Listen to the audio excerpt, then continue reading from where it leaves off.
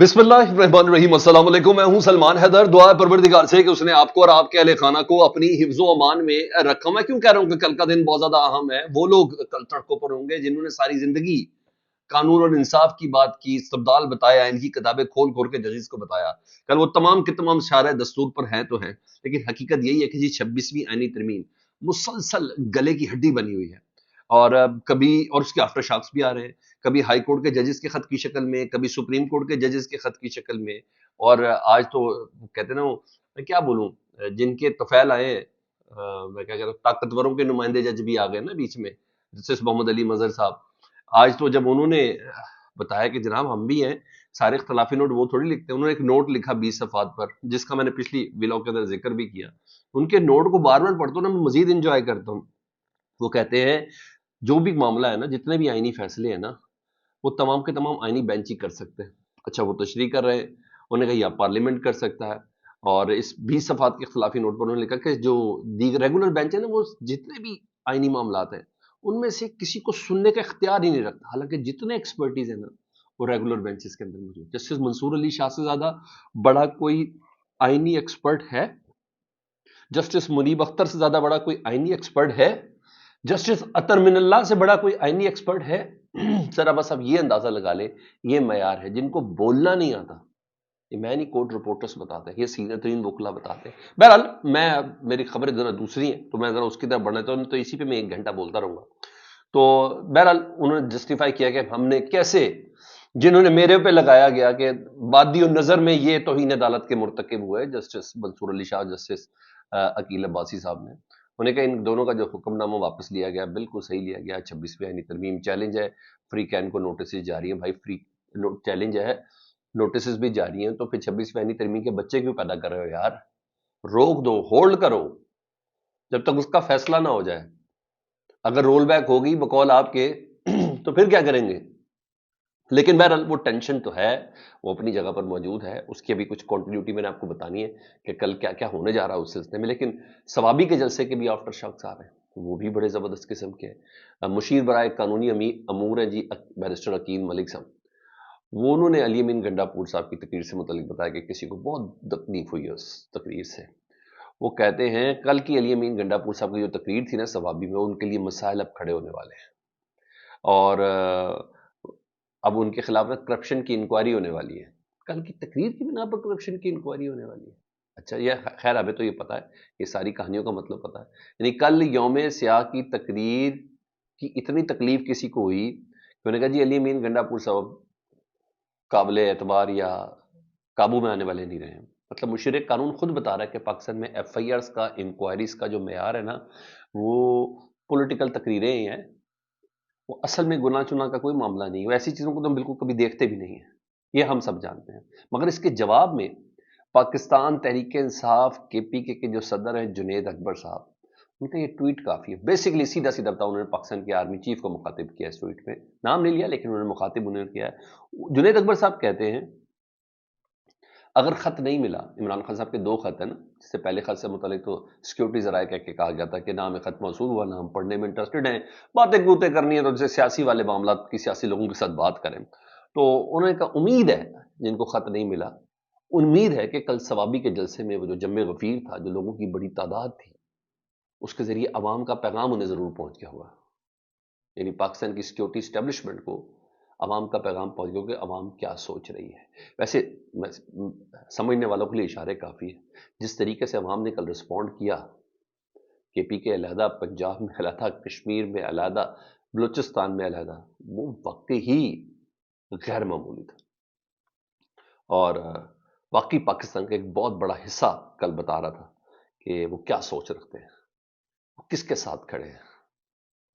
वो किसी की तिफल तसल्ली नहीं मानते, वो मीडिया कंपेनों को नहीं मानते, वो सोशल मीडिया पे पाबंदी को नहीं मानते, वो नहीं मानते पूरे पूरे सफ़ों के ज़मीमों को, वो नहीं मानते, ऐसी कोई बात नहीं मानते।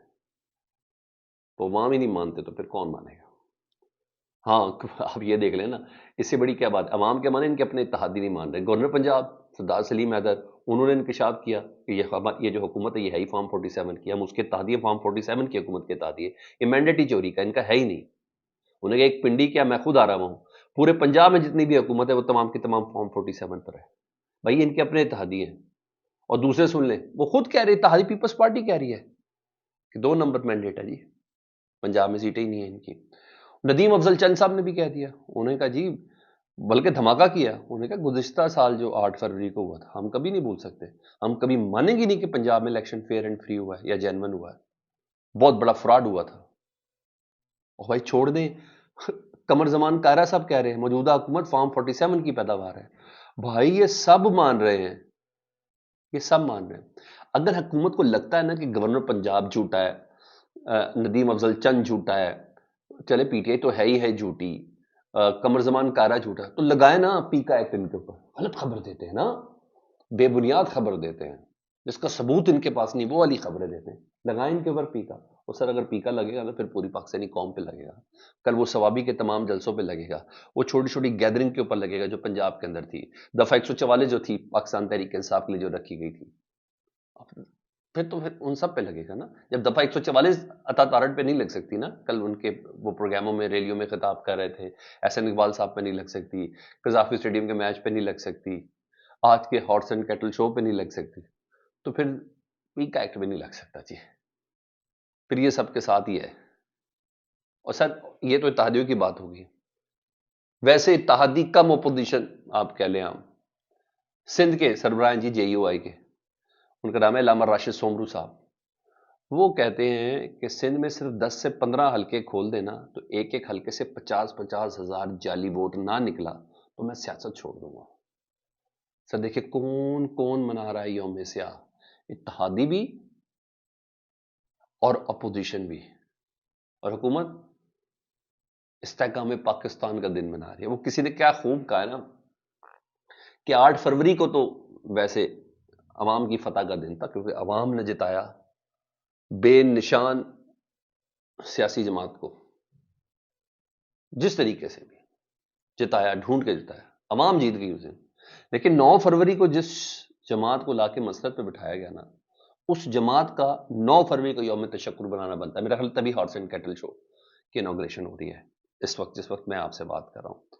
تو بہرحال یہ تمام افراد میں سے پیکا انہی کے ساتھ اس کا آغاز ہونا چاہیے. اور آج جوڈیشل کمیشن کے حوالے سے میں نے آپ کو بتانا تھا کہ کل اجلاس ہے نا جی، 8 جج سپریم کورٹ میں نئے لے کے آنے جس میں ایلیویٹ ہونے ہیں.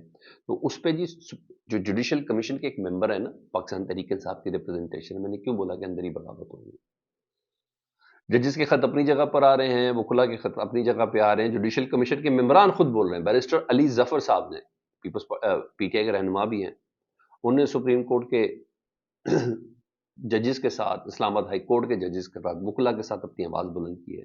انہیں چیف جسٹس صاحب یا جسٹس یحییٰ آفریدی صاحب کو خط لکھے گا. سر خدا کا بات، جیسے منصور علی شاہ صاحب نے کہا تھا نا ان کو کہ آپ کس ایجنڈے پر ہیں، جسٹس یحییٰ آفریدی صاحب کو، جی ہاں یہ کہہ رہے ہیں کہ سر کیا کر رہے ہیں.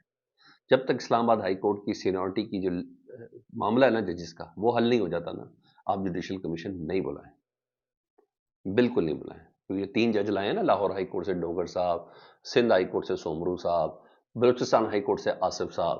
انہوں نے کہا جناب پہلے ان کا مسئلہ تو حل کریں، یہ ججز سارے کڑے ہوئے ہیں، تب جوڈیشل، تب آپ ایلیویٹ کر کے لے کے جائیں نا ترمین اللہ کو، تب عالیہ صاحبہ کو پنجاب سے لے کے جائیں نا آپ سپریم کورٹ میں. مسئلہ ہی اپنی جگہ پر کھڑا ہے، تب سندھ ہائی کورٹ کا چیف جسٹس لے کے آیا نا ادھر، مسئلہ تو اپنی جگہ پر کھڑا ہے. انہوں نے کہا نہیں سر ایسا نہیں کرے. اور یہی وجہ ہے کہ کل اسلام آباد کی سڑکیں اور وکلا ہیں، کل 10 فروری ہے، وکلا کا یوم احتجاج ہے، انہوں نے 26ویں آئینی ترمیم اپنا احتجاج ریکارڈ کرانا ہے.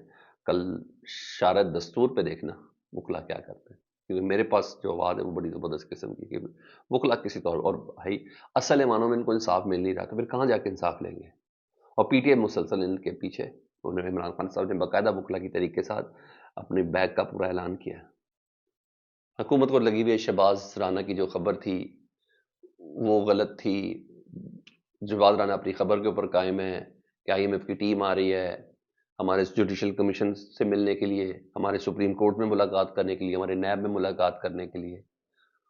وہ اس خبروں کے اوپر لگی، خیر تردید آ گئی، مگر شہباز رانا صاحب ایک طریقے سے اپنی اس کے اوپر قائم ہے.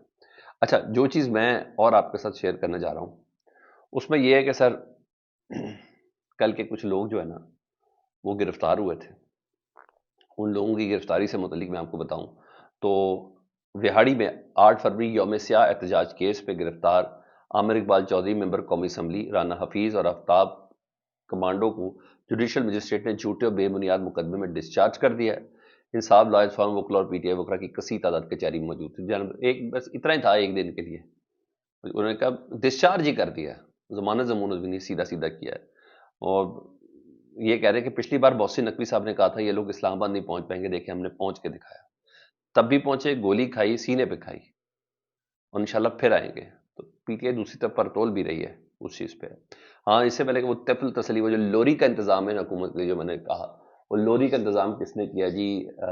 نجم سیٹھی صاحب کر رہے ہیں. کیونکہ نجم سیٹھی صاحب ابھی جب اسٹیڈیم کا افتتاح ہوا تھا پرسوں تو اس وقت موجود تھے. انہوں نے محسن نقوی صاحب کے ساتھ تصویریں بھی کھنچوائی ہیں، اور کہا جاتا ہے کہ ان کی ملاقات بھی ہوئی ہے شہباز شریف صاحب اور مریم نواز صاحبہ سے.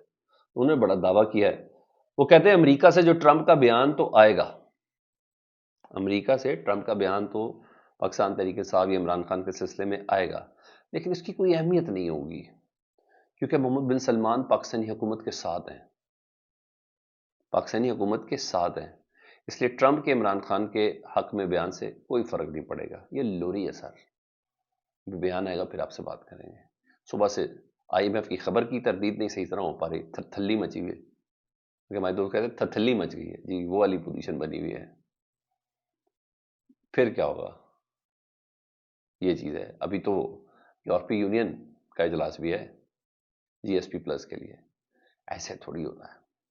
دنیا دیکھ رہی ہے، دنیا دیکھتی ہے. مگر آپ کو اگر اس پہ لوری لگتی تو ٹھیک ہے. ہاں مولانا فضل الرحمان صاحب انہوں نے کہا، آج پھر ایک جگہ پہ تھے، کہاں خطاب کرے مولانا صاحب؟ شیر گڑھ بردان میں. انہوں نے کہا پچھلے سال 8 فروری کو جو بدترین دھاندلی ہوئی آج بھی اس کی تاریکی ملک پر چھائی ہوئی ہے. دھاندلی کی پیداوار پارلیمنٹ میں جماعت اسلامی کی روشنی چمکتی رہے گی، یہ علماء کی روشنی چمکتی رہے گی.